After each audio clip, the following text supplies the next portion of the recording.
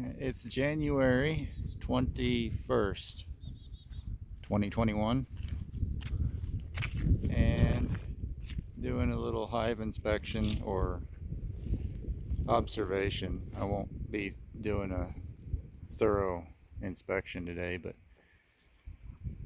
it's still pretty cold, but they're coming out for their cleansing flights, and I wanted to get an idea of which hives are still alive and which ones didn't make it. I know that a few of them didn't make it right away going into early winter, late fall. I lost some. They had everything they needed and they just died out. They disappeared. I think they absconded. I think a couple of them had more mites than I realized, like this one here, for example, and this one. When they die out, I open the hives up, get rid of all the dead bees and the useful honey that's stored in them. I divide up with the other colonies, and then I make sure that it's open to the air and sunlight so that this time of year you don't have trouble with moths, but pests and moths don't like sunlight. So if you open them up like that, that keeps the pests down, plus the bees can have easy access to get in there and rob it out. So on warm days, if there are extra resources in there, it'll get divided up with all these other colonies. Waste not, want not, it'll get used.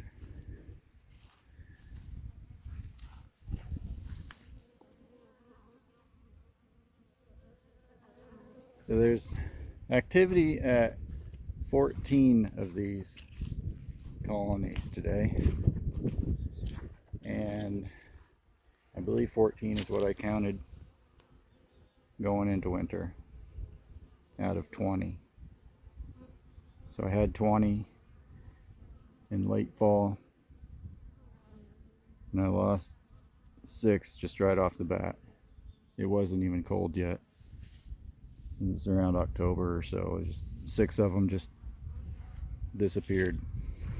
Not necessarily died, they just up and left. They absconded, which is indicative of a high mite load. So what I wanted to do is just crack open one of these and just see how their sugar is doing. I'm pretty sure that they still have enough. Obviously they do, they've got plenty. It doesn't look like they've even started to touch their sugar in that colony. Move down to another one and do that again. Let's check this one here.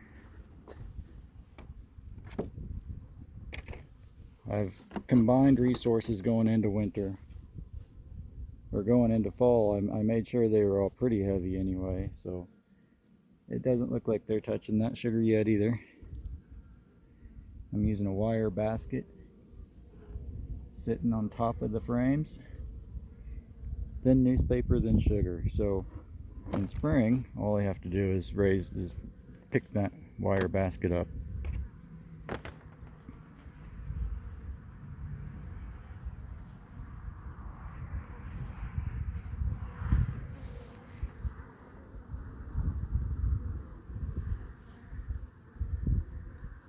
So 14 colonies with activity. If I still have 14 in the spring, then I can easily work with that. If I even had 10 in the spring, I can do a lot with 10. Do early splits and start raising queens. Let me check this one real quick. This was a light swarm. I forget what month it was. It might have been September even. And it was a really strong swarm. They swarmed up into that tree right there. On the very same day, there were 2 swarms in that tree. And one of them ended up in this box, and one of them ended up in that box. And they looked fantastic going into fall. So they're not touching the sugar yet either.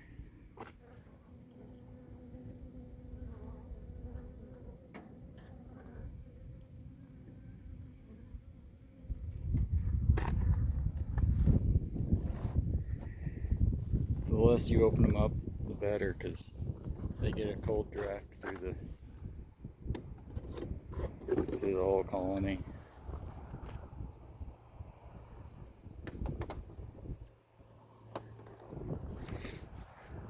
So instead of opening them up and looking at every one of them, I was just going to peek at a couple like that.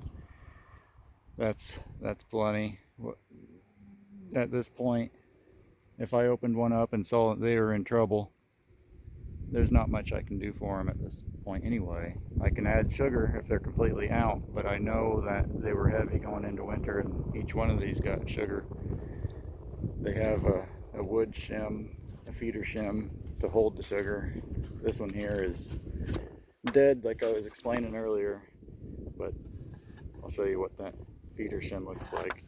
So they have ventilation,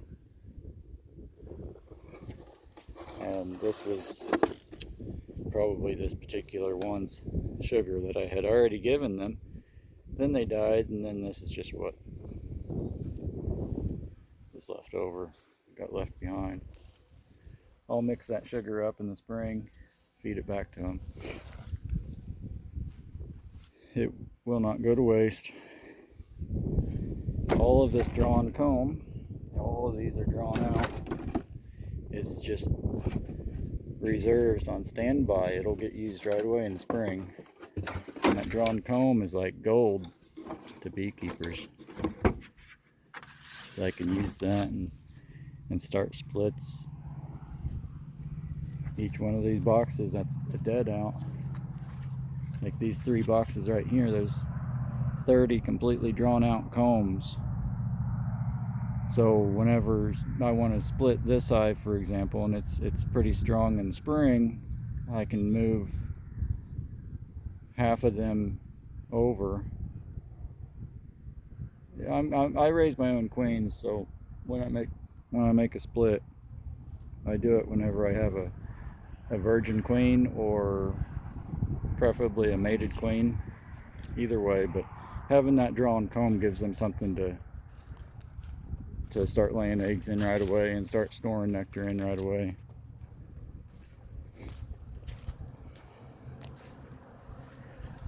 This one looks like a pretty good colony yet.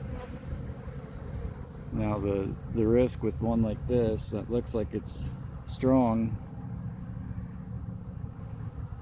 a betting man may want to bet on that one, but with a little experience, that's a warning sign.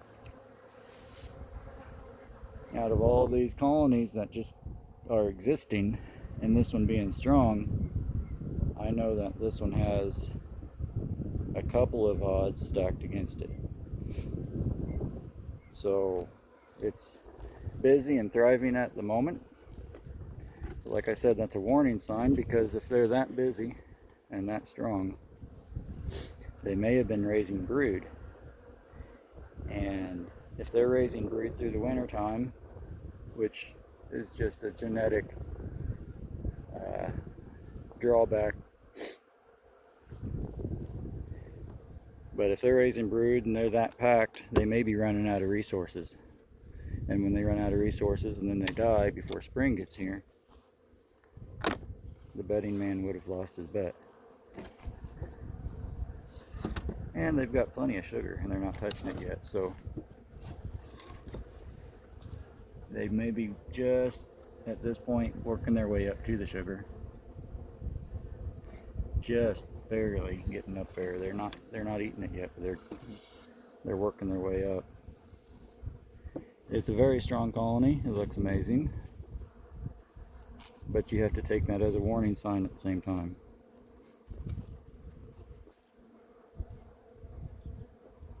So you just have to keep your eyes on them and treat them as individuals, not as all of the same, for sure.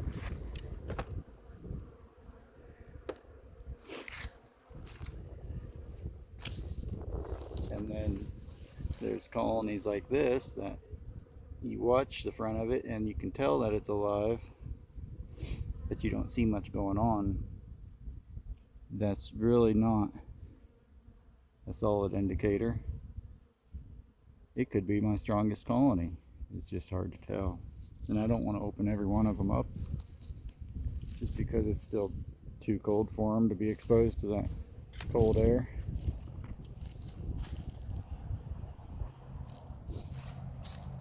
But I counted 14 that I believe are alive. There was, I think this one here that earlier on I knew was dead. It was down to just maybe a couple of dozen workers and a queen, and she was in there. It was too late in the fall for me to even consider messing with. I'm actually hoping that it's a dead out, because if they're still alive, I would feel really bad for them. They're just, I think they're right in here, but they're dead.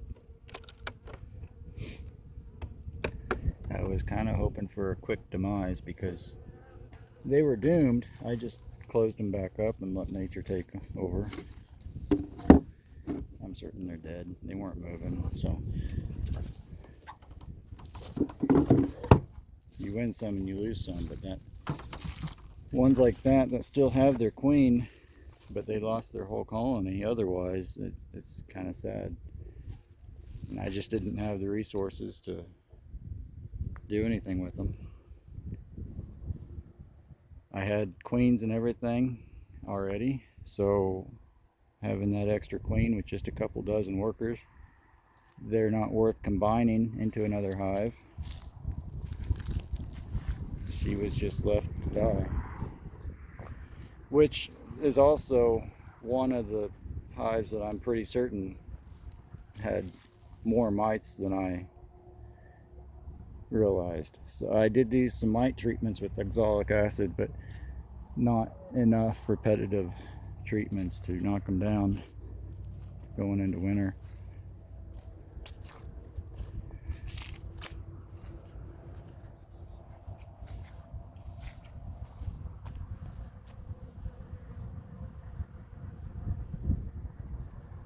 So 14 out of, let's see, 14 out of 20 colonies is not too bad so far for January 21. If I still have even 10 in the springtime when I can start working them again, those 10 I can start using to raise queens, and once I get about 20 queens mated, then I'll start doing splits. It might be about 1st of April when I start doing the actual splits. Towards the end of May, I'll start raising queens, which technically I have to do some splits to do that, but not very many. If I do 2 queenless splits, out of those 2 queenless splits, I'll go through and average maybe 10 queen cells in each one of those. A good strong colony, when you take their queen from them, they're going to start making queen cells,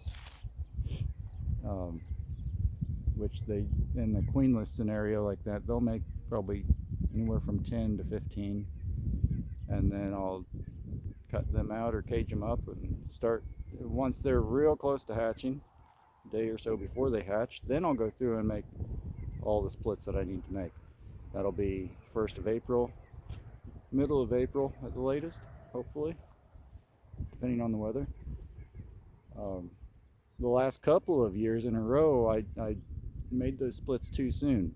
And when you split heavy around the 1st of April, you risk having real cold nights. So it might get down in the 40s or even upper 30s. If it gets down to frosting temperatures after you make those splits, they'll abandon that queen cell, and the cluster will rise up in the colony, and they'll leave that queen cell unattended, and the queen cell itself is what gets chilled and dies, and that's the problem. So your colony's still alive the next day, but your queen cells are all dead. So there's a lot to learn, a lot of hard knock lessons in beekeeping, and that's one that I've made multiple times in the course of a couple of years. So we'll see how this spring goes. I'd like to maintain about 20 full-size colonies, and my goal for 2021 is to sell maybe around 40 nukes. I'm just throwing a number out there because I can easily sell 40 nukes, but I'm kind of greedy at the same time. I like to expand. So in 2020, I expanded quite a bit to get to where I'm at, but I think that's about as far as I want to go with full-size colonies. So I'll have to maintain those full-size colonies at the same time that I'm raising nukes. So really, that's about as big as I want to get. And that'll be 60 to 80 hives on the property at a given time until I get nukes sold. So I think that's plenty. If I can aim for around 40 nukes for sale, I think that'll do it. So we'll see how that goes.